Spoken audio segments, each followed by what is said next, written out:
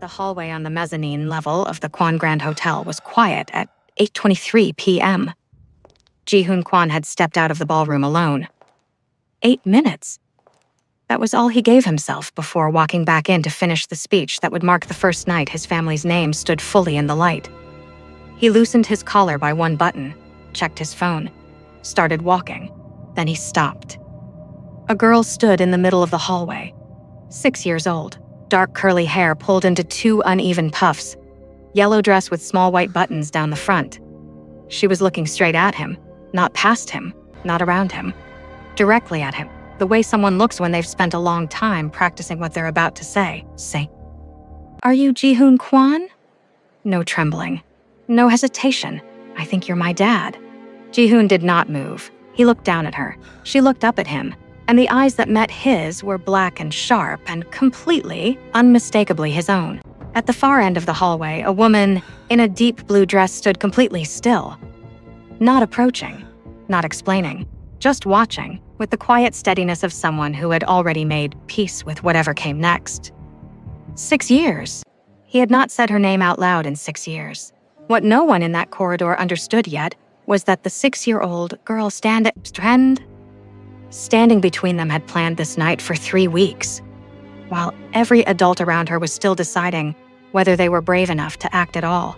Before we go any further, drop a comment right now and tell me, where are you watching from?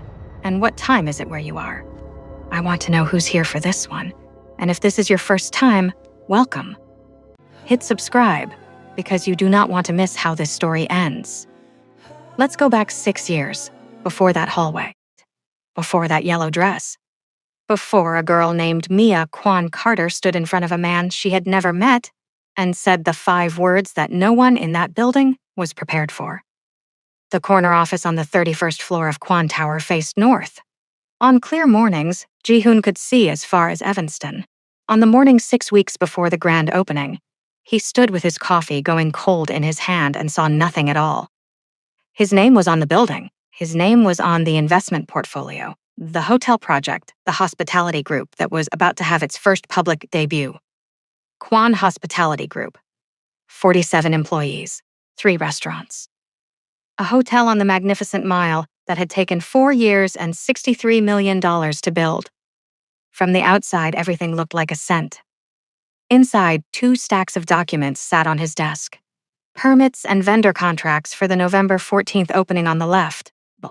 Notes from his attorney regarding a divorce consultation on the right.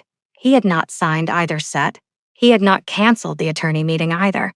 He just stood at the window each morning until Min-jae knocked and said the first meeting was in 10 minutes. Ji-hoon had been married to Yeon Ji-han for 5 years. They occupied the same penthouse on Lakeshore Drive. They attended the same events, greeted the same people, signed the same documents. When they spoke directly, it was about schedules. Which boat car was being used that weekend? Catering preferences for the events Yeonji managed on behalf of the family. They had slept in separate rooms since their 2nd year. Neither had suggested changing that. No children. Doctors had offered explanations. Ji-hoon had listened to every one of them and believed none of them. You cannot grow something real in soil that was never prepared for it. He had known this for 5 years without once saying it out loud. That was the life he had. He had chosen it. 6 years earlier, Ji-hoon Kwan was 28 years old and standing near the bar at a charity gala on the 43rd floor of the Alder Building in Chicago's Gold Coast. He had been there for 19 minutes. He intended to leave at 20. Then he heard a laugh from across the room. Not a social laugh. Not the kind of sound people produce at events like this, pitched slightly higher than natural, aimed at whoever is most useful in the room. This was a real laugh. Short and unguarded, the kind that does not wait for permission. He turned. A woman stood at the far end of the room in a circle of men who were each at least 15 years older than her. She wore a deep green dress, her hair natural and pulled back loosely. She was mid-argument, not mid-conversation, mid-argument, with someone who appeared to be a senior partner at a firm Ji-hoon vaguely recognized.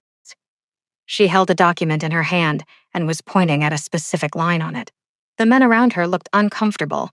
She looked entirely at ease. Ji-hoon did not leave at 20 minutes. Her name was Simone Carter, 26 years old, a civil rights and labor attorney.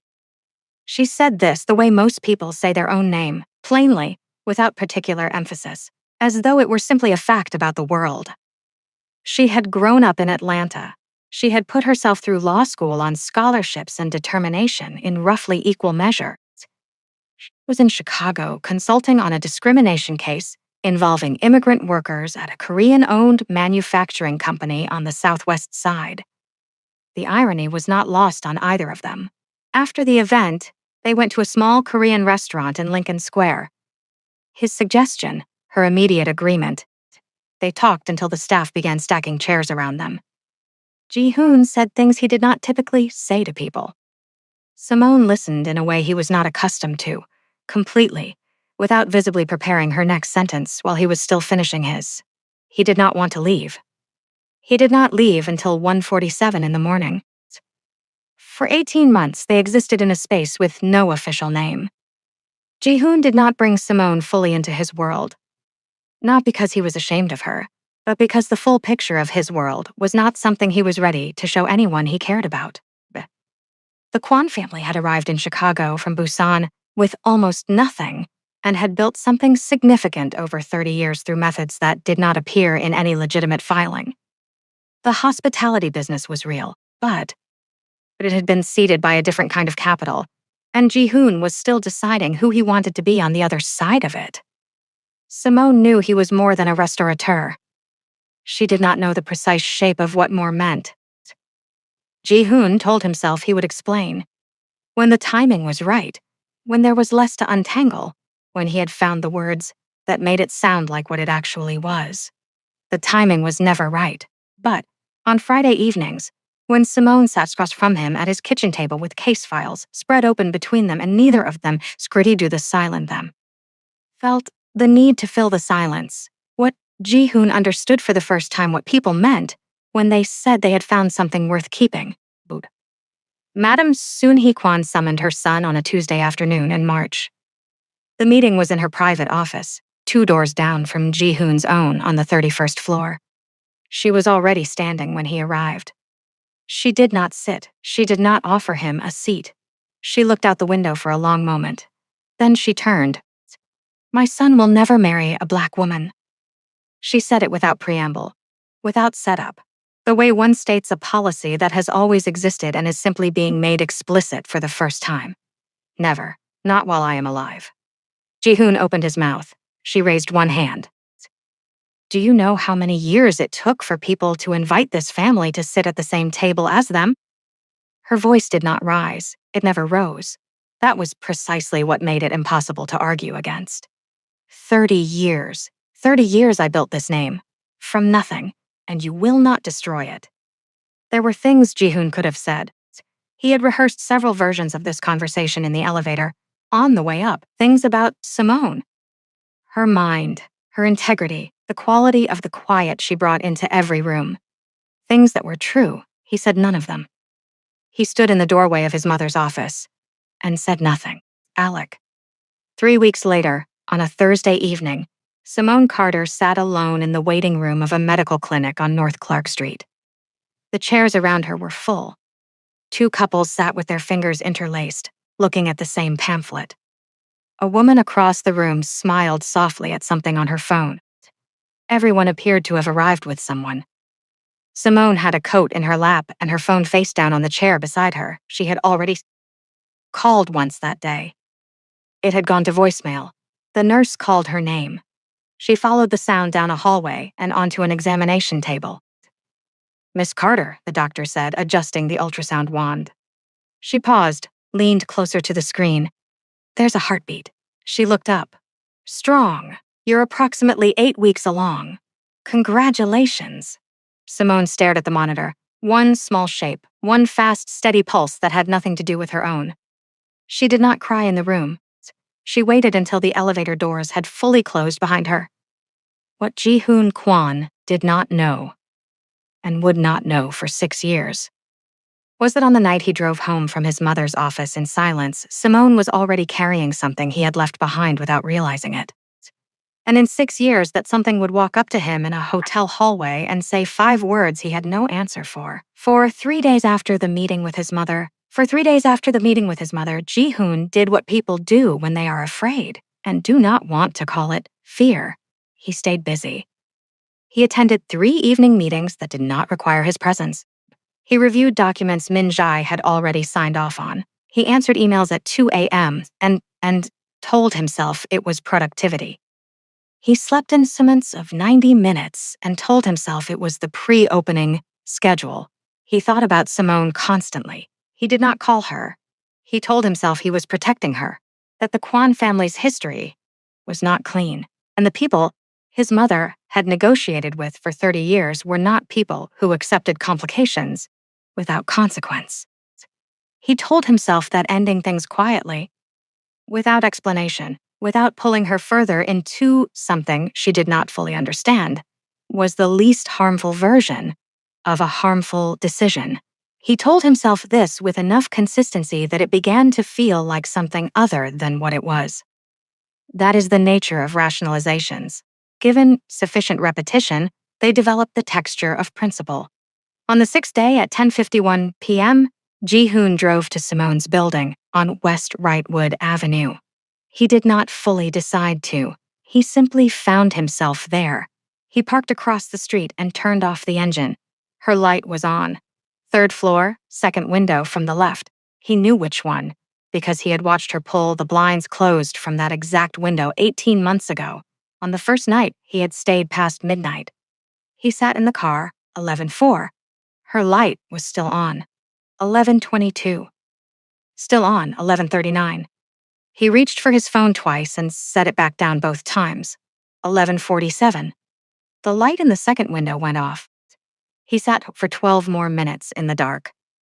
Then he started the engine and drove home through empty streets. He told himself, on the drive back, that appearing at her door would only have made things harder, that some conversations, once begun, cannot be stopped without causing more damage than silence would have.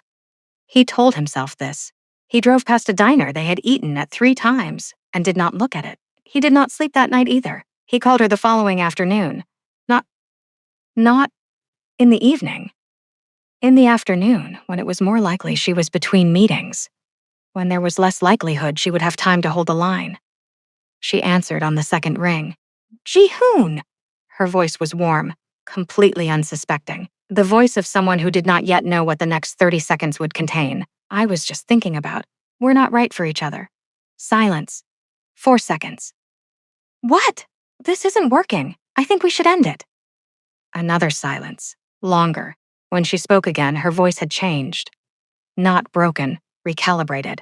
Careful in the way that intelligent people become careful when they sense that something is being withheld from them. Ji-hoon, something happened. I can hear it. Just talk to me. Whatever it is. There's nothing to talk about.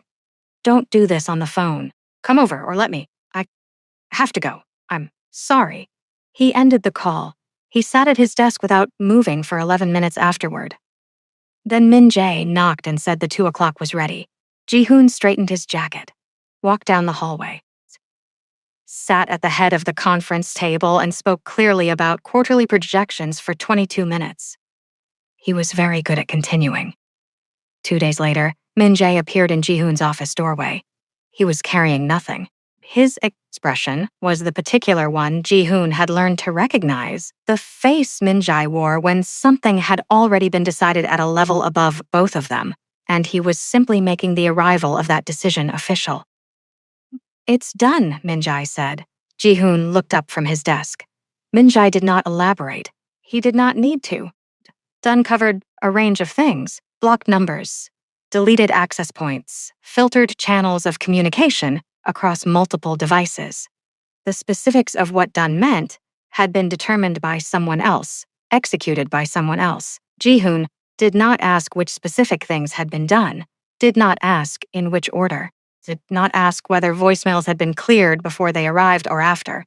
He nodded once. Min Jae left. Ji-hoon turned back to his desk. He had not said yes. He had not issued any instruction. His hands were clean in every way that could be documented. He understood, with clarity he did not allow himself to dwell on, that this was precisely how the heaviest things get done. Simone Carter called 23 times over 19 days. She did not know the number had been blocked. To her, each call rang through and went to voicemail, the same as any unanswered phone. She left messages in the first week, measured, reasonable ones. Ji-hoon, I need to speak with you. Something has happened. Please call me back. By the second week, the messages were less measured. I know you ended things. I'm not calling to change that. I need 10 minutes. Please. By the third week, one sentence. Ji-hoon, I'm pregnant. It's yours. Please. The last message was left on a Tuesday evening at 7:14 p.m. Her voice was flat in the way that voices go flat when emotion has been replaced by the discipline of simply recording what is true. After the 23rd call, she stopped, not because she had accepted it, because she had understood something more useful than acceptance. She understood he was Mac, and she understood that he was not coming back, and that she did not have the luxury of waiting for someone who was not coming. There was a heartbeat on an ultrasound monitor that had nothing to do with Ji-hoon Kwan's decisions, and that heartbeat required her full attention now. She called Aisha from her kitchen floor at 11:32 p.m. 3 words. I need you, Aisha said. I'm booking the flight. She arrived the next afternoon, walked through the door, set her bag down, crossed the room, and held her sister for 40 seconds without speaking. Then Simone pulled back, wiped her face once, and said, I need boxes. They packed the apartment in 4 days. Simone did not cry while packing. She moved with the methodical efficiency of someone who has decided that feeling everything fully will have to wait until she has somewhere stable to feel it. Books first, then clothes, then kitchen. She left the framed photo of herself and Ji-hoon on the shelf until the final morning. Then she wrapped it carefully in a dishcloth and placed it at the bottom of a box she labeled storageries. Not trash. There was a difference. She could not fully explain it yet, but there was a difference. They drove out of Chicago on a gray Thursday morning. Simone watched the skyline in the passenger mirror until it disappeared. She did not look away until it was completely gone. Mia Kwan Carter was born on a Wednesday morning in Atlanta, 7 months later. 6 pounds, 14 ounces, a full head of dark hair. Eyes that were, from the very first hour, unmistakably not only Simone's. Simone held her daughter and did not speak for a long time, just looked. Then she said, quietly, Hello, I've been waiting to meet you. Aisha, standing beside the bed, cried enough for both of them.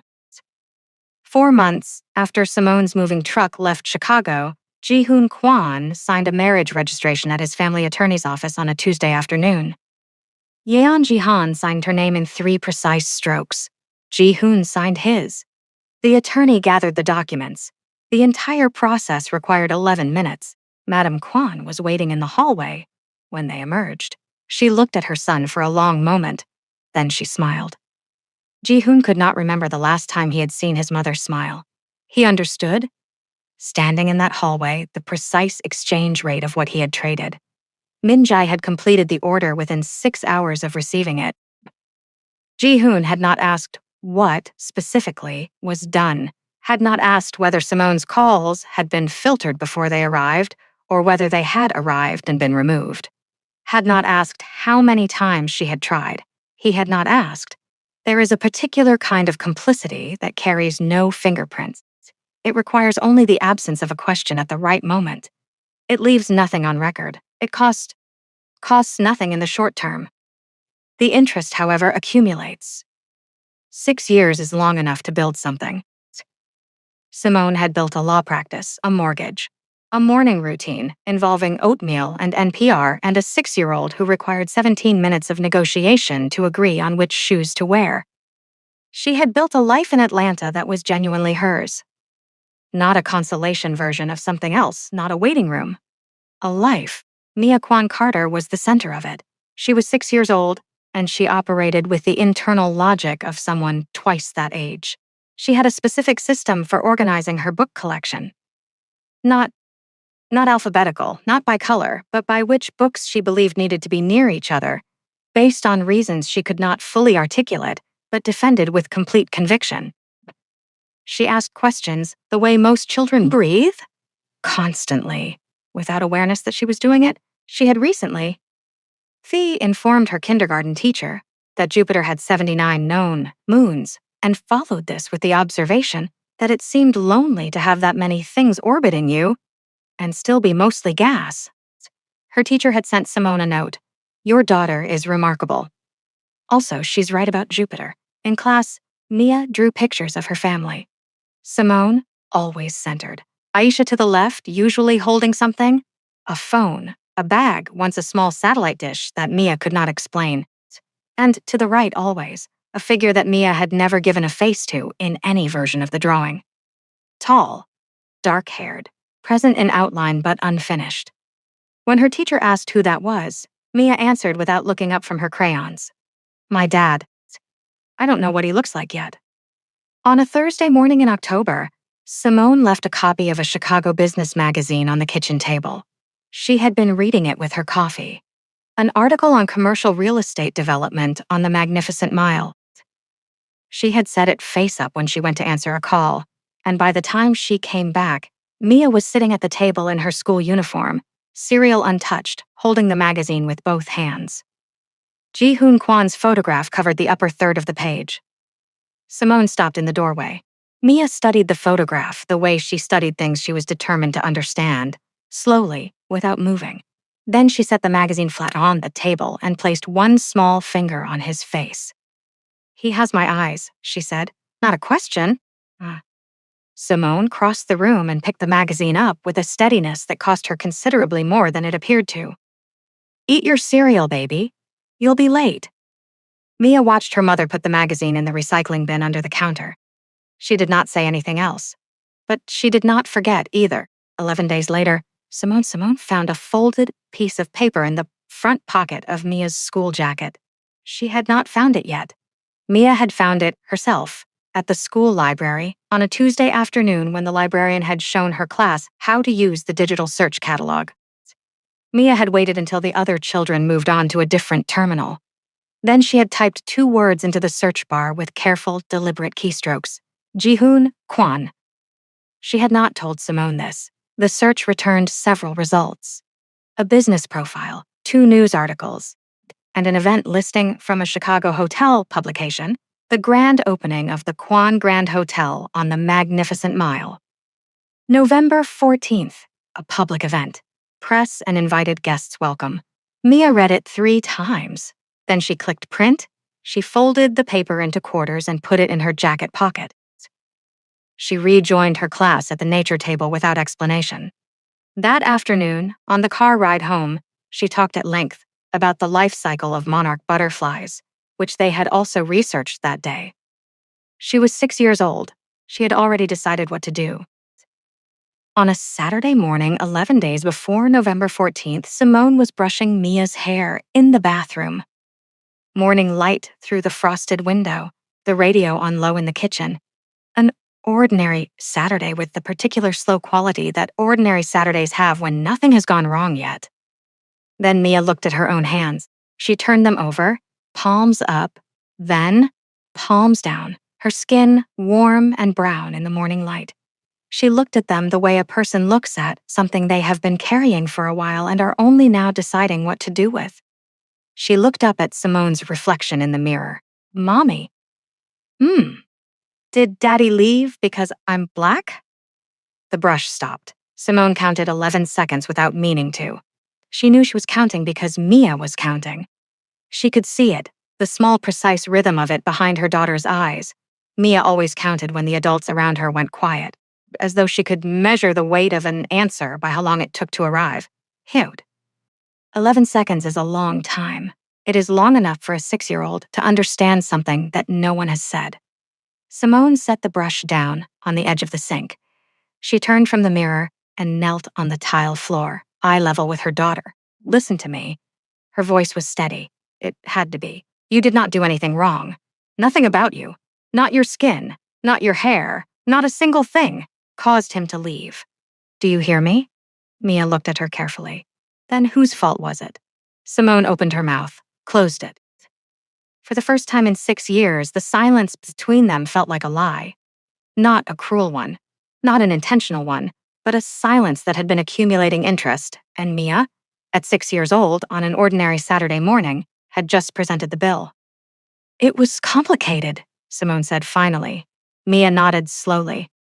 The nod of a child who has learned to accept incomplete answers from the adults she trusts most and has decided, privately, to find the rest of the answer herself. That evening, after Mia was asleep, Simone folded the laundry. She worked through the pile methodically. Shirts, pants, Mia's school uniform, Mia's yellow dress, Mia's jacket, the small navy one with the white buttons on the collar. She put her hand in the front pocket automatically, the way you do with children's clothes, checking for tissues or crayons or pieces of things that were never meant to go through the wash. Her fingers found paper. She unfolded it slowly. The event listing, the hotel name, the date, the address on North Michigan Avenue, and at the top of the page, in the header the printer had automatically included from the website, 3 words in small gray font, Quan Grand Hotel. Simone sat down on the edge of the bed. She read the page once, then again. Then she looked at the date, November 14th, and counted backward to the Saturday morning conversation. 11 days ago, Mia had found a magazine on the kitchen table. 11 days ago, Mia had placed one small finger on a photograph and said, "He has my eyes." 11 days ago, Mia had already known. Simone had thought she was protecting her daughter. Her daughter had been doing research. She called Aisha at 10:47 p.m. Mia figured it out. A pause. How much? Enough. She found the opening event. She printed the address. She's 6. I know. Aisha was quiet for 4 seconds. Then, "Are we going?" Simone looked at the folded piece of paper on the bed beside her. She thought about 11 seconds of silence in front of a bathroom mirror. About a child counting the weight of an answer that never came. "I'm not going to cause a scene," she said. "I'm not going there for him. I'm going because Mia asked me whose fault it was and I had nothing to say. And I am not willing to keep having nothing to say. I'm coming with you. I know you are. I'll book the flights." After she hung up, Simone sat in the quiet of the apartment for a long time. She could hear Mia breathing through the monitor on the nightstand, steady, unhurried, completely unaware that her mother had just found her printed piece of paper, or that finding it had settled something that 6 years of silence had left unresolved. What no one knew yet was that the night of November 13th, Simone finally told her daughter they were going to Chicago. Mia looked up from her book, calm as someone who had been waiting for this sentence for a long time. "I know," she said. Then she went back to reading. The Quan Grand Hotel opened at 6:30 p.m. on November 14th. By 7:00, the mezzanine ballroom held 287 guests. By 7:45, dinner service had replaced the canapes. By 8:00, the speeches had begun. The city alderman, then the head of the Chicago Korean American Chamber of Commerce, then a 4-minute video presentation of the Quan Group's development timeline. By 8:15, Ji-hoon was 3 minutes into his own address when his phone vibrated twice in his breast pocket. He ignored it and kept speaking. Madam Soon-hee Kwan sat at the family table in the front row in a modern hanbok. Deep navy, structured lines, nothing soft, nothing decorative, a glass of still water in front of her. She had not touched the wine. She watched her son at the podium the way she had always watched him, assessing. Yeonji sat 2 seats to Madam Kwan's left. Her champagne was 2/3 gone. She was looking at something above Ji-hoon's head rather than at his face, the posture of someone waiting politely for a formal announcement of something she has already privately accepted. Min Jae stood near the main entrance with his hands at his sides. He had not eaten. On the mezzanine level, the corridor running parallel to the ballroom was accessible to all hotel guests. No event credentials required. A long glass panel separated the corridor from the room. Guests outside could see in at an angle. Simone, Aisha, and Mia arrived at 7:58 p.m. Mia was wearing the yellow dress. She had brushed her own hair and had announced in the car with finality that she was ready. Aisha had looked at Simone in the rearview mirror. Simone had said nothing back. which was its own kind of answer. At the top of the mezzanine stairs, Mia walked directly to the glass panel. She found Ji-hoon at the podium without hesitation, as though she had already known exactly where he would be standing. She pressed her fingertips lightly against the glass, and looked at him. The same way she had looked at the magazine photograph on the kitchen table. Slowly, completely, without any indication that she intended to stop until she had understood everything she needed to understand. She stood like that for 40 seconds. Then she turned and looked at Simone.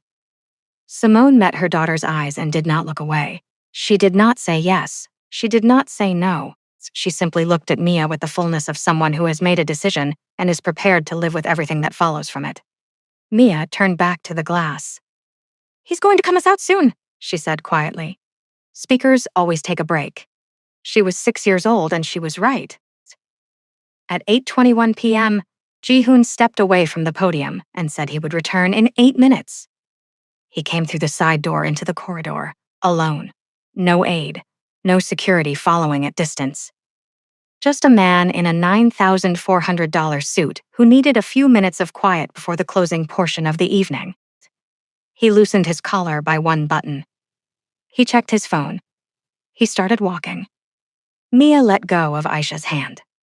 She walked forward without running, without hesitating.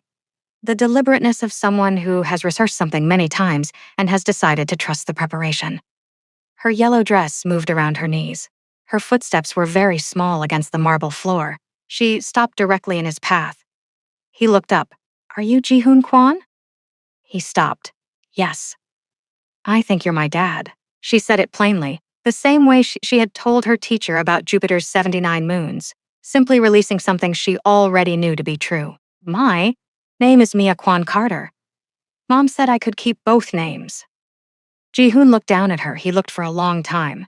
Her eyes were black and sharp, that particular angle at the outer corners. He had looked at that angle in the mirror every morning for 34 years. Her jaw was his.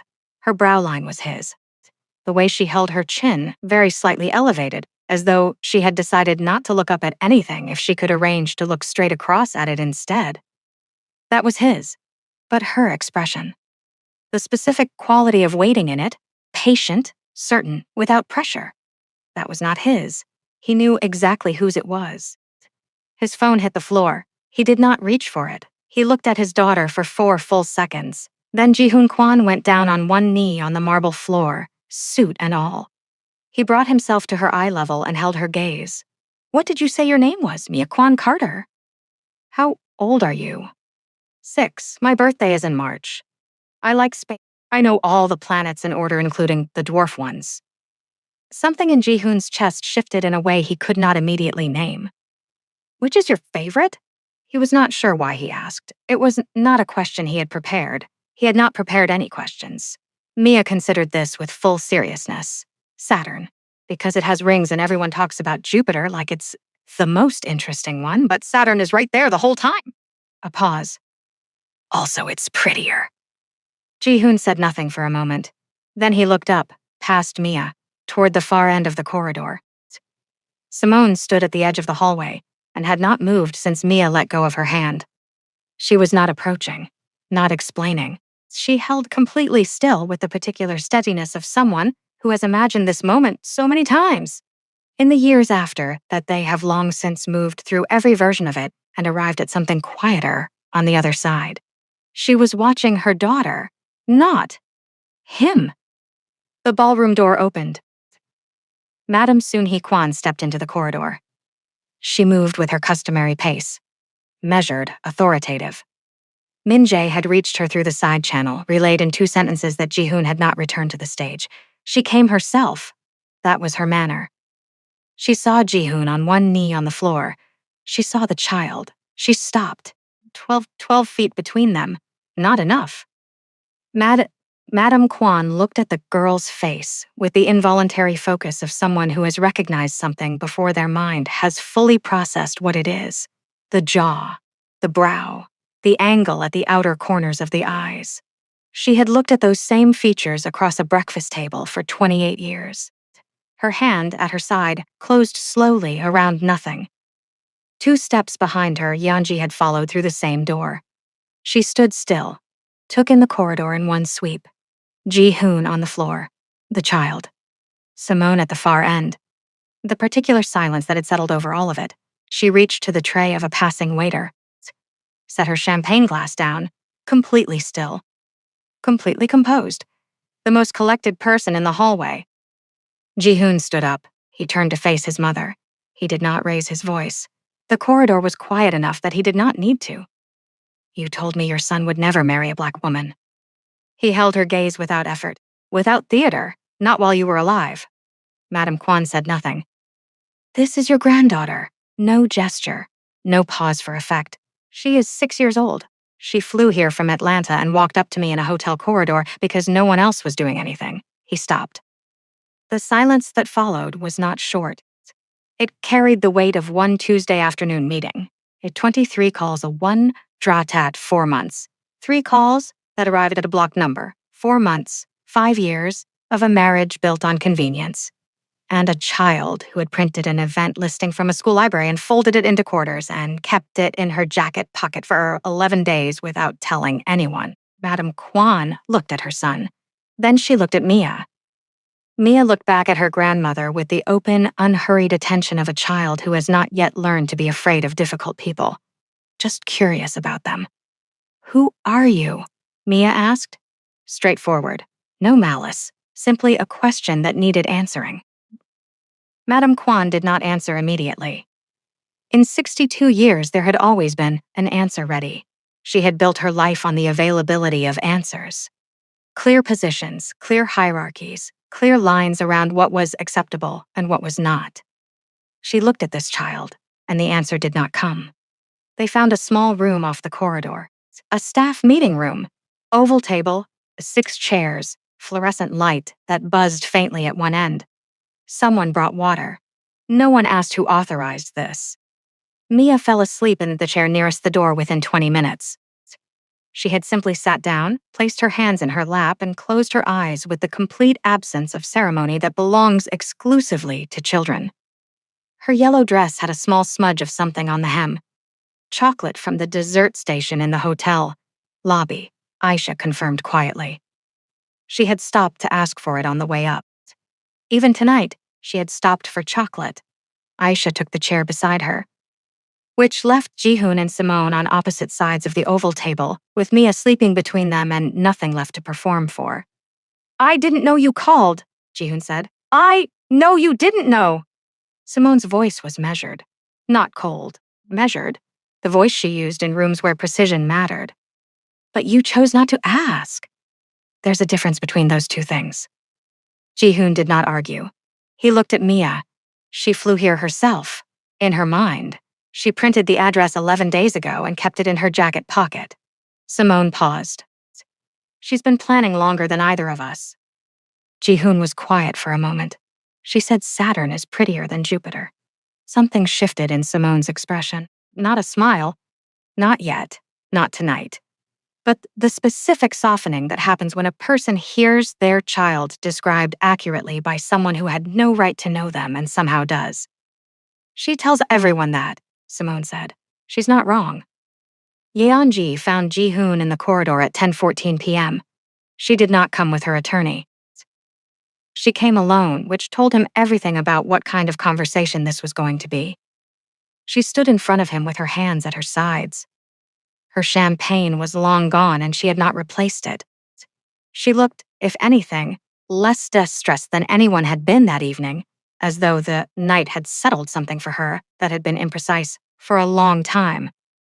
I never loved you, she said. Not as an accusation, as a statement of fact being offered honestly for the first time. I thought I could build something reasonable from a reasonable arrangement. I don't think that anymore. Ji-hoon looked at his wife. I know, he said. I'm sorry. I'm sorry too. She said it without bitterness, without performance. 2 people who had wasted 5 years being polite to each other at the expense of being honest with themselves. I'll call my attorney in the morning. She turned and walked back toward the elevator. She did not look back. It was, Ji-hoon thought, the most honest conversation they had ever had. The divorce was finalized on December 31st. Total assets divided, $14,300,000. No contest, no mediation required beyond the first session.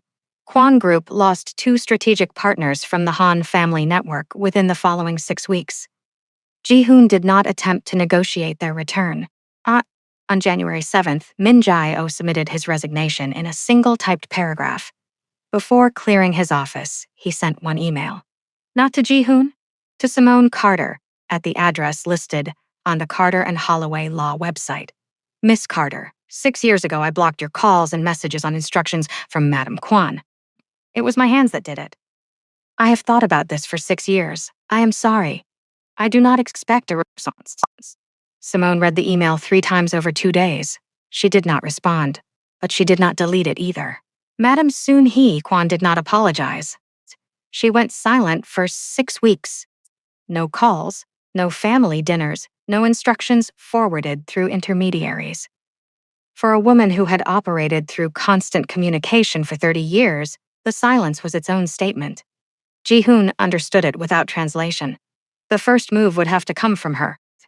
And it would come in its own time, or not at all. The co-parenting arrangement was drawn up by 2 separate attorneys and signed on February 3rd. Ji-hoon had Mia every other weekend, 2 weeks in summer. Holidays alternating by calendar year. He was required to give 48 hours notice for any change to the schedule. There was a clause. Simone's attorney had drafted it, and Ji-hoon had signed it without amendment. That read simply, "The child is not a negotiating instrument for either party." Ji-hoon had read that line 4 times before signing. He understood that it was not directed only at him. It was a principle, a line in the ground that meant, whatever happened between the adults, Mia stood outside it. He signed. Simone did not stay in Chicago. She went back to Atlanta with Mia and Aisha on February 5th. Ji-hoon stood on the sidewalk outside the hotel and watched the car until it turned the corner. He stood there for a while after that. He was not waiting for it to come back. He was just standing still, which was something he had not done without a purpose in a very long time. 6 months later, 3 things happened in the same week. On a Tuesday, Mia's ballet class had their first studio rehearsal. She had been taking lessons for 3 months. Ji-hoon drove from Chicago to Atlanta for the weekends specifically to attend. He sat in the 3rd row of folding chairs in a mirrored room that smelled of rosin and warm floors. Mia was the smallest in her group. She was also, objectively, the most serious. When she caught Ji-hoon's eye across the room, she gave him the smallest nod, professional, focused, and returned her attention to the instructor. He did not laugh until he was back in the corridor. On a Wednesday, Madame Kwan called Ji-hoon at 7:22 p.m. Not through her assistant, directly. Her voice was slower than usual, stripped of the particular authority she usually carried the way other people carry. "I'll make Mia keys." Ji-hoon said. He would ask. That evening, he asked Mia, who was drawing at the kitchen table. She thought about it with her full face, the way she thought about everything, for 10 seconds. Then she said, "Okay, but if she's not nice, we leave early." Ji-hoon waited until Mia had gone back to her drawing before he allowed himself to react. On a Thursday, Simone Carter was named senior partner at Carter and Holloway Civil Rights Law, effective March 1st. Aisha bought a cake. Mia blew out the candles on her mother's behalf because, she explained with complete authority, Mom deserves someone to do it for her for once. Simone did not argue with this logic. On a Tuesday afternoon in March, Ji-hoon arrived at Mia's school at 3:51 p.m. He was 14 minutes late. The meeting had run over. He had known at 3:30 that he would not make it by 3:37. He had left anyway, mid-sentence, which he had never done before. But traffic on the interstate had not cooperated. Mia was standing in front of the school gate with her backpack on and her arms at her sides. She saw him coming from half a block away. She did not wave. He crossed the last stretch of sidewalk and stopped in front of her. He went down on one knee, on the sidewalk, in his work clothes, in front of the school gate and the other parents collecting their children around them. "I'm sorry," he said. "The meeting ran late. I left as soon as I could, but I should have left earlier." Mia looked at him. She had his eyes. She had his precision. She assessed him with the full weight of both. 11 seconds. Then she picked up his hand. She did not say it was fine. She did not say she forgave him. She simply placed her small hand in his and started walking toward the car, pulling him along by default, as though the question of whether he was worth continuing with had been considered and answered, and she was ready to move on to the next thing. Ji-hoon stood up and walked beside her. The afternoon light was going sideways and gold over the school fence. Mia was telling him something about a boy in her class who had gotten Jupiter and Saturn confused in a science presentation, which she clearly considered a serious error that merited full analysis. Ji-hoon listened. He held her hand, and he listened completely, without preparing his next sentence, without looking at anything other than the top of her head and the sidewalk in front of them. It was, he understood, the exact quality of attention he had felt for the first time in a Chicago restaurant at 1:47 in the morning, 6 years and a lifetime ago. The kind that does not wait for permission. Mia had it too. Of course she did. Of course she did. Ji-hoon Kwan had arrived in that hotel corridor on November 14th with everything he had spent 6 years building. The name, the opening, the clean version of a complicated history. He left it with something he had not known was missing. Simone Carter had spent 6 years building something too. A practice, a home. A child who printed event listings from library computers and kept them in jacket pockets and flew across state lines with a yellow dress and a question she had decided not to wait any longer to ask. Neither of them had chosen the easy version of any of this, but Mia, at 6 years old, armed with a folded piece of paper and the particular certainty of a child who has not yet learned to accept incomplete answers, had decided that someone had to go first. So she did. If there's something this story leaves you with, let it be this. The adults in Mia's life spent 6 years deciding whether they were ready, whether the timing was right, whether the cost was too high. Mia spent 11 days planning. Then she put on her yellow dress and walked forward. So here's what I want to ask you, and I want you to think about this honestly before you answer. If you were Ji-hoon, when your mother said those words, "My son will never marry a black woman," would you have been able to say the thing you needed to say? Or would you have stood in that doorway like he did, choosing silence, because silence has no consequences you can see yet? And if you were Simone, when your 6-year-old asked you, "Did Daddy leave because I'm black?" and you had 11 seconds of silence, what would your answer have been? Drop it in the comments. Where you're watching from, what time it is, and which one of those questions is harder for you to answer, because I think you already know. If this story moved you, like, subscribe, and share it with someone who needs to hear it today, not tomorrow. Today, and the next story, I'll see you there.